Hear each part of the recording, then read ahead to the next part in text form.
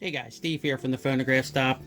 Well, I'm sitting here with two Victrola number 2 reproducers that I am rebuilding for my brother Mark. And he sends all of his reproducers up to me.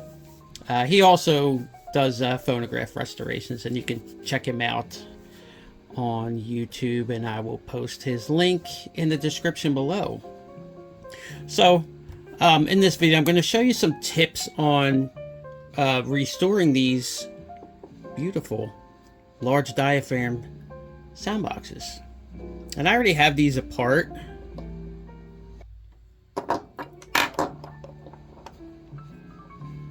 And I did not remove this this rear gasket yet. They are completely frozen and solid.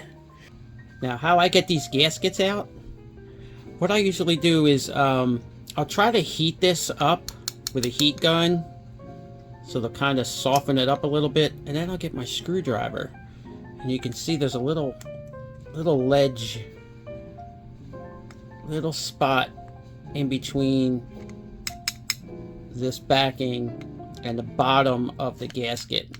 And what I'll do is I'll get my flathead screwdriver and pry it out. If that doesn't work, I usually get a very thin drill bit and carefully just start drilling out some holes in here, and then I'll get a sharpened flathead screwdriver and just start digging it out, and then it gets to a point where you will be able to get a flathead and just pull the whole piece out. So if you guys know any better ways, or you have another idea, feel free to leave a comment below, but that's just how I get these out. Showing you guys the screws on the back here. There's 4 screws on the back. Of course, in this demonstration I only have 1 put in. I'm going to give you a tip on removing these screws. So you want to get the proper screwdriver for this. It's very important because what happens is these little screws strip out so easily, and it can become a nightmare. So I use a number 2, which I'll show you on here.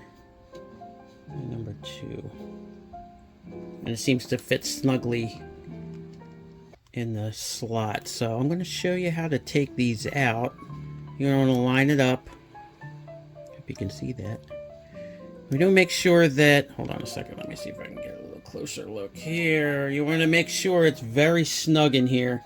You do not want to abruptly turn it to the left. You can, like I said, you can strip these. You want to put a good amount of force on this screw and then slowly turn to the left until they start moving,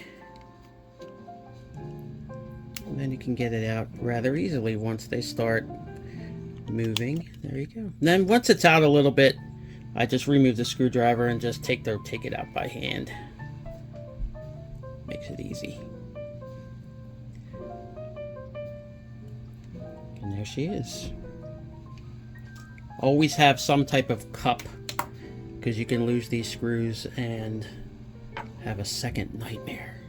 There's the back. These are really, really nice condition, so it makes me happy.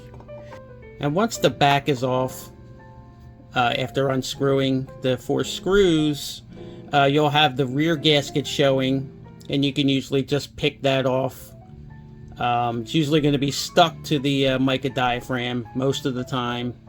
You can just hope not to destroy the diaphragm.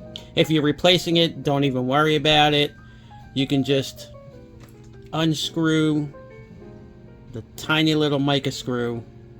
For that, I use a 1.3 on here. That little dinky little flathead, and that seems to take it off nice. Or a I think a standard like eyeglass kit has the small enough screwdriver in there that you can use, which you can get anywhere for a couple bucks. You have your gaskets in here. These are new gaskets, but the old gaskets will be in here, and so more than likely they're going to be solid.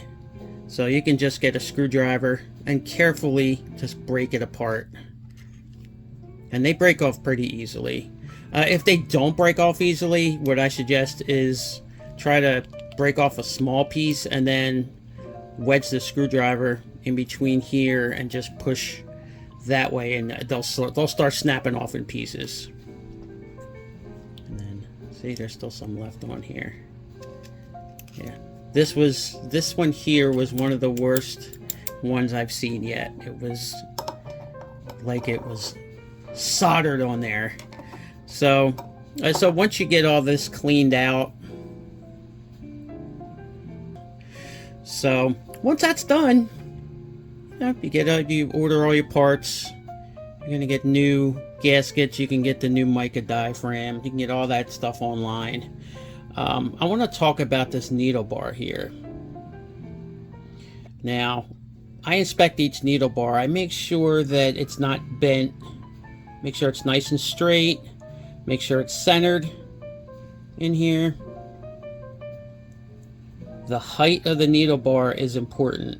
Now, if it's too low, what'll happen is the diaphragm that's going across here will be pushed in, and that's going to affect your sound quality. So what you want with this needle bar is you want this mica screw just to gently rest on here.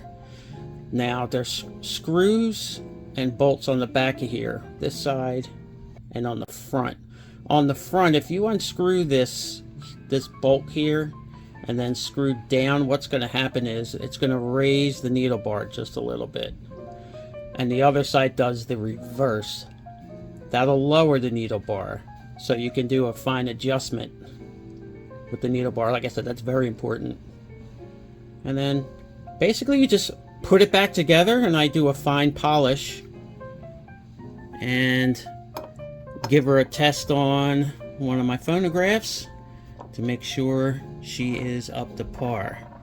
So, well, this is a short, sweet video, and I hope you guys enjoyed it, gave you some helpful hints, and if you have any questions, feel free to comment below, and I'll be glad to answer them. Okay, well, thanks for watching, guys, and have a great day.